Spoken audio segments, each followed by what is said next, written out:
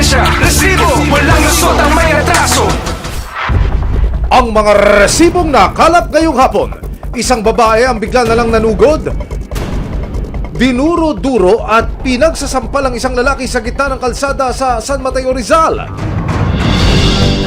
Sa akin tanga? Galit na galit at halos magwala naman ang parehong babae habang kausap ang dalawang menor de edad. Ano ang dahilan ng pagiging emosyonal, panunugod at tila pagwawala ng babae? Trabaho ba ika mo? Paalala sa mga naghahanap ng pagkakakitaan, baka sakaling pagkapera, ikaw muna ang peperahan? Bawal yan! Ano man reklamo, bibigyan tugon. Bawat hinaing at problema, hakanapan ng solusyon. Ito ang bago ninyong sandigan, hindi palalampasin ang makatiwali at maling gawi. Dito, walang ligtas ang abusado at lalong walang lusot ang may atraso. Dahil ang lahat, hahanapan natin ang resibo. Magandang hapon, ako po si Emil Sumangil. Nanampal na nakita at halos magwala ang isang babae na itatago namin sa pangalang Lorna. Pero ang tila pagiging war freak ni Lorna dahil daw sa isang misyon na maisalba ang kanyang 13 anyos na pamangkin sa karelasyon nitong 46 na taong gulang na kapitbahay. Nako! Minor de edad yan, brother! Sinabi niya na. Ay, dito kayo magkatabi kayo, kaya hinikuan? Ano man sa tingin sa tita mo, tanga? Yung totoo. Nanggagalaiti sa galit si Lorna, di niya tunay na pangalan matapos niyang mabalitaan ang kumakalat na chismis sa barangay. Ang kanyang 13 taong gulang na pamangkin na tinawag naming si Trisha, karelasyon di umano ang 46 na taong gulang nilang kapitbahay na itatago namin sa pangalang Melchor. 13 years old. Tapos prone sa sexual activities. Tapos ang hindi ko gusto ron is nagiging comfort zone ng dalawang bata yung ganong pamumuhay na okay lang. Ano mangyayari sa buhay niyo?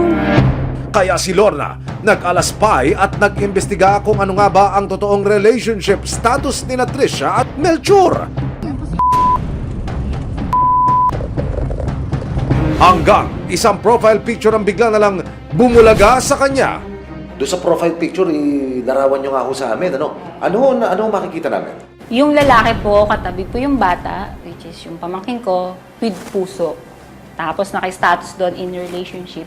Tapos yung gawa po ng profile is recently lang. Dahil dito muling kinompronta ni Lorna ang pamangkin na si Trisha.